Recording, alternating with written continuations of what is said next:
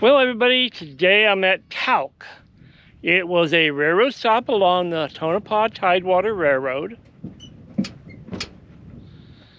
And it was a watering stop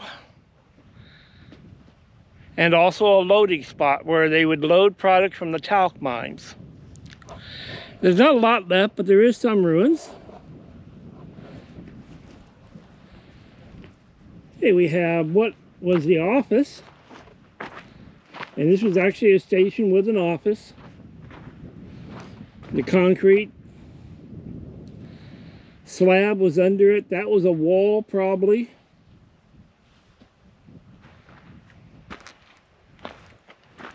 And it's a pretty long building. Came all the way over to here.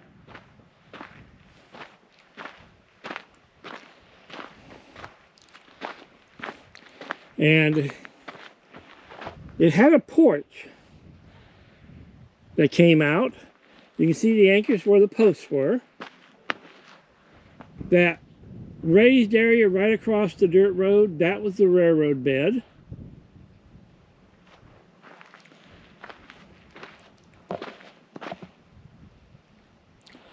And a good old canned milk can. Probably pet canned milk. Or Coronation. You can see their dump was out back.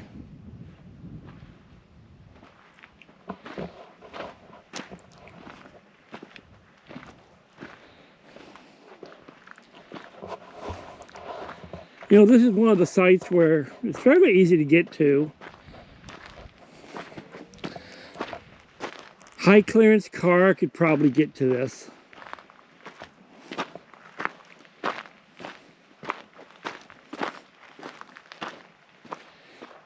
We're just off of Highway 127 on the Tonopah Tidewater Railroad right away. It's on the maps. You know, there's lots of places that I won't say where I'm at to protect it and to keep it safe. But this is a very, very publicized area for people that are interested in it.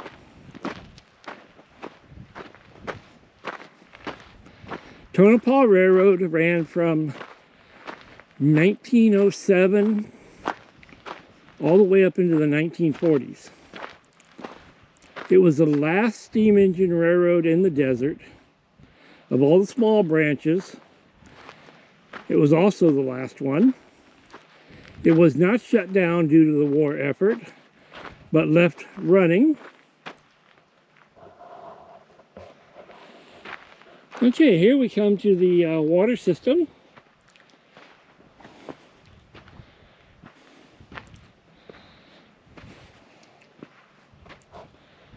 This was probably the well.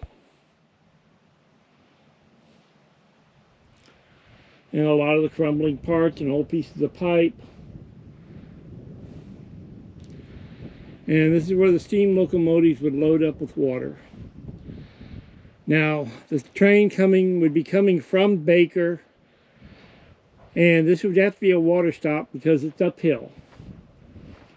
And then from here, the railroad grade continues on past my truck and up between those mountains, and that's where we're going to go next.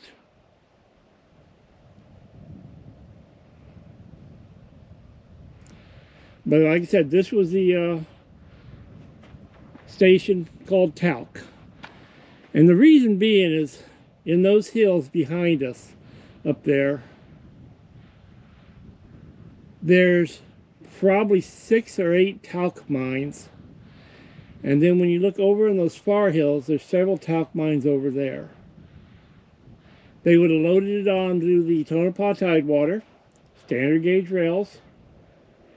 And then in turn, they would have went to Ludlow, California, to the Santa Fe line, bypassing across the top of the Union Pacific, and go to the Santa Fe line, and that's where he had the train connection made. Now, if you look over there on this hill, you can see little outcroppings of white talc. Probably not big enough to mine. Okay, we're going to move on down. and slowly work our way as far as we can make it today. Thank you for watching. Like and subscribe. Okay, we're on the Tonopah Tidewater right away.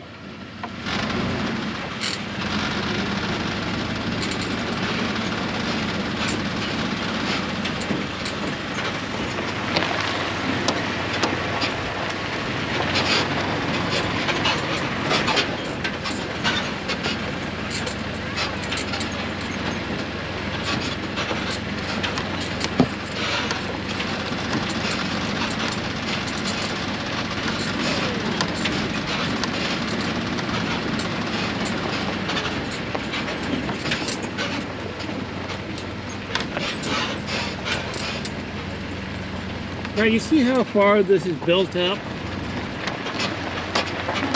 This is a good 6 feet above the desert floor.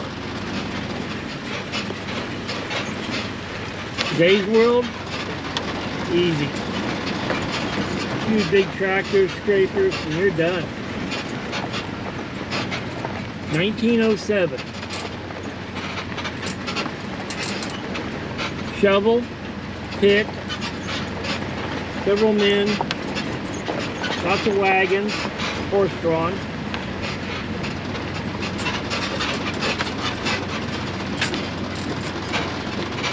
To build 180 miles of railroad bed like this.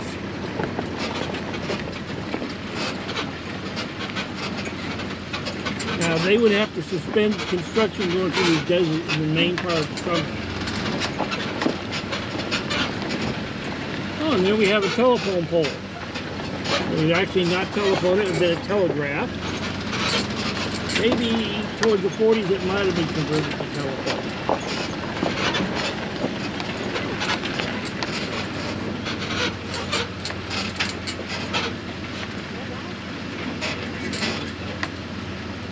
Okay. This is very rare, having all that wood right there. That's the side where the bridge would have been. Kind of rough getting through. Only that side has it.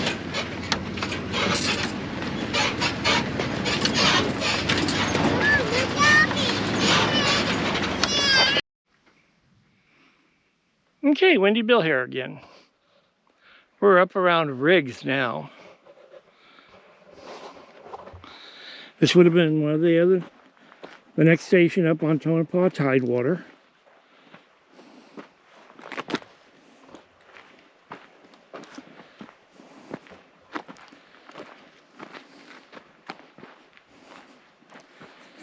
Probably going to make these videos into groups of area and not individual videos each station, unless we find one that's got an extreme large amount of ruins. See, in the desert, especially in the 40s, everybody thinks about this Great Depression, the war ending. Wood was a precious commodity. So when somebody tore something down or abandoned it, it became fair game for everybody to reuse. You know, we quote to recycle it. Back then, everything was recycled.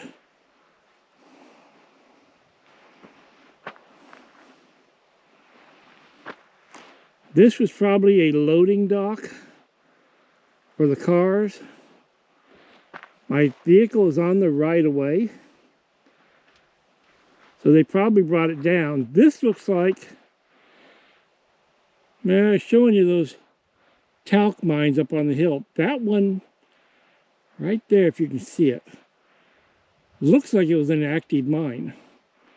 Just the way it's leveled out and cut.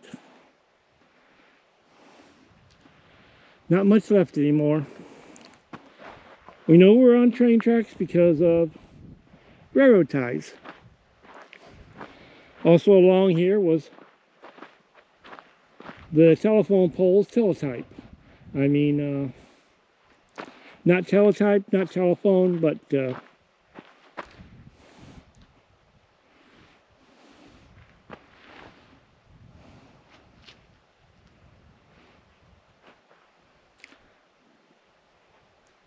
a way they communicated back then. Okay, we got a lot of mines up there on the side of the hill that would have added to their need to stop a train to pick up ore, people. Now, the Tonopah Tidewater was not just a freight line.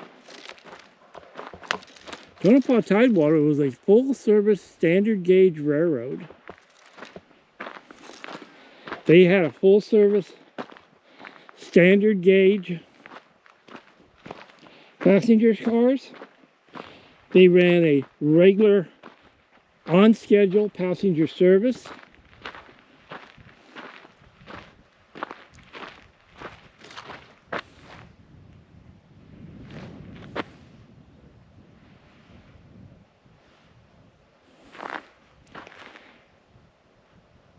And when you look it up in some of the books, it was quite a large fleet. They had lots of steam engines. They still ran, when they retired the railroad, they were still running steam engines. Okay, further down the road we're off to. Next train station. Out of that mine, and we walked up on top. This is one reason you don't let your kids run loose and running around wild up around these mines. They get playing around and running, and that one sounds like it's about a good 250 feet deep. Could be deeper, and I bet it tunnels off. I don't know if you can make it out from here, but we're going to try to work our way up. There's a cabin up there that we're going to work our way to. Now, we're still right on the Tonopah Tidewater Railroad right-of-way.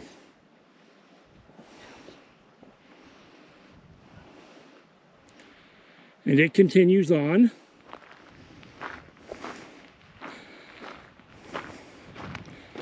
Okay. Walk by that one. We got one right there. And these are not shallow mine shafts. These you could easily, without paying attention, walk right into. Oh yeah. Oh Jesus, look at this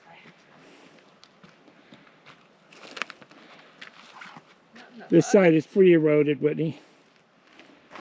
Yeah, you're standing on top of part of it that's really junky. Okay. I'll get off. A little further that way, baby. Nope, lost my signal. This tunnel probably leads to the side of that tunnel, which leads into those other tunnels. Oh, honestly, maybe it did at one point in time. It didn't go nowhere no more. Okay. That is a lot of mud. Maybe it was exploration. There's a nice fracture in that wall. Okay, I'll bring you back on when we get to some more interesting things. Thank you for watching. Okay, we've done some exploring and walking around. We're gonna go see what some of these caves are, mines I should say. So we'll see what we got here.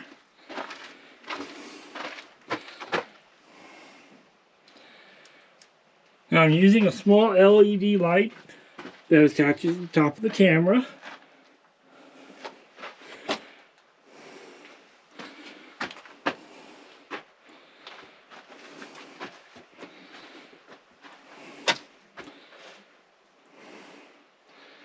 Definitely gonna have to get better lighting.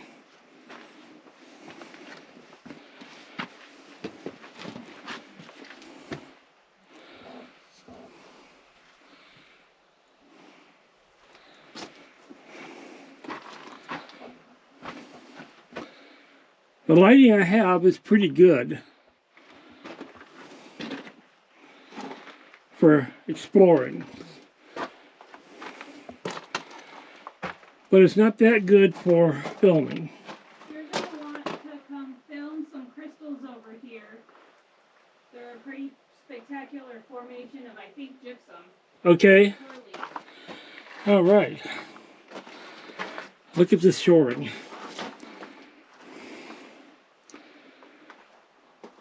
Got every piece of wood in the world holding this up.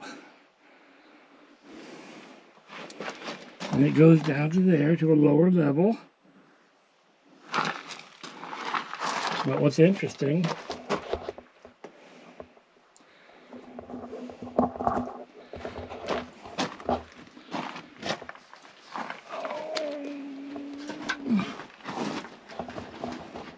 Hello, start the light.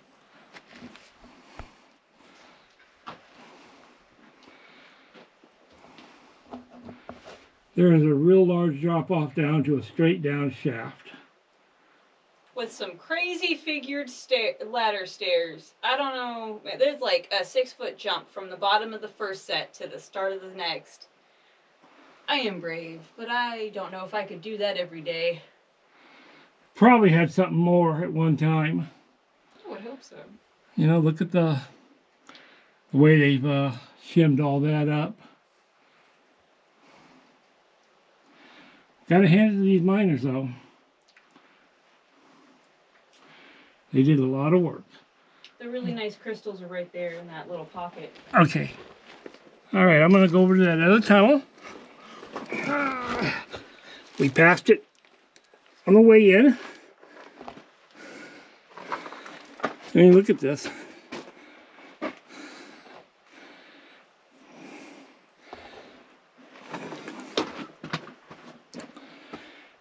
Wow, look at the sparkle crystals.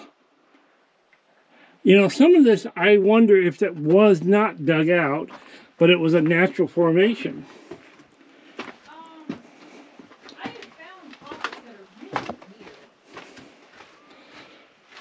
That I think are like that.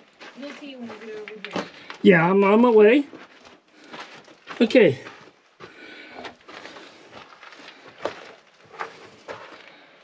Never explore in mines by yourself. Always go in pairs. Always make sure people know where you are. And if you do go by yourself, don't be expecting a rescue because nobody knows where you are. Okay. But look at these crazy natural pockets that are all bubbly.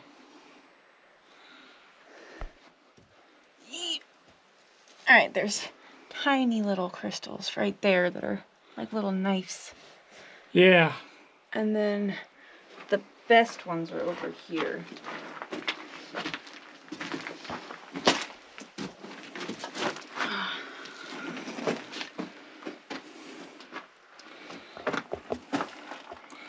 Oh, wow.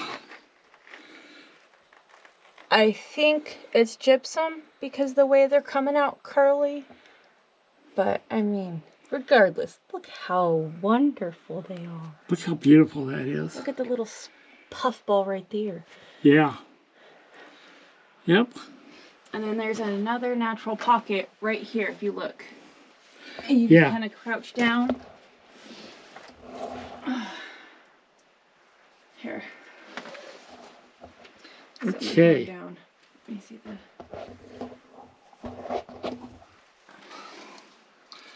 And then that right there is like a natural little triangle, almost geode, like hollow. Yep. Wow.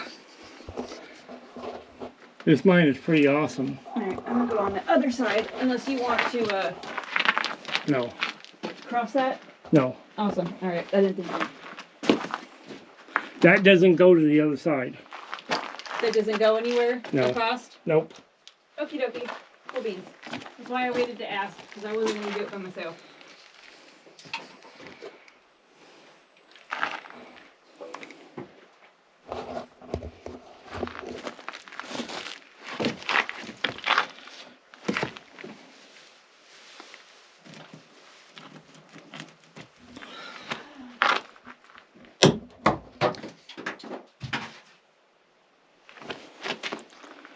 It only sounds about 40, 50 feet deep.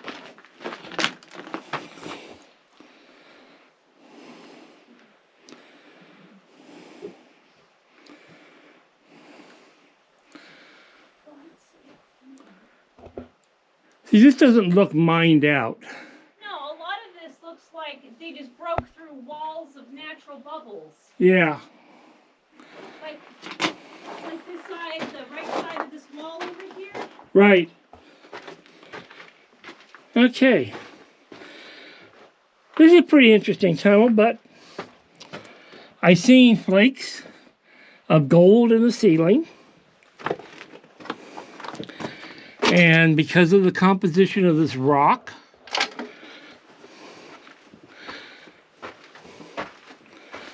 the flakes of gold I'm looking at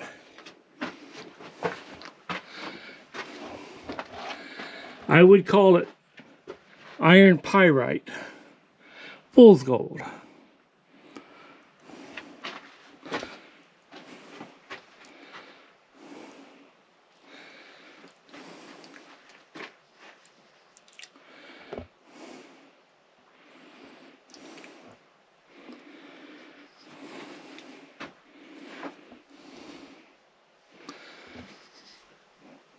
But if you look up there, look at the way it's pocketed.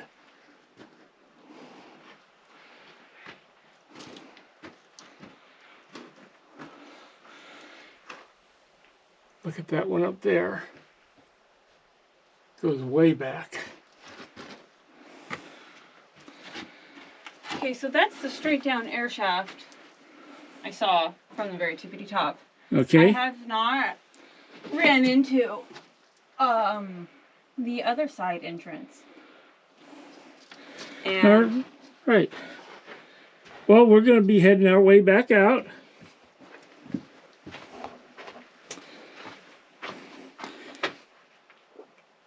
A very unusual mine.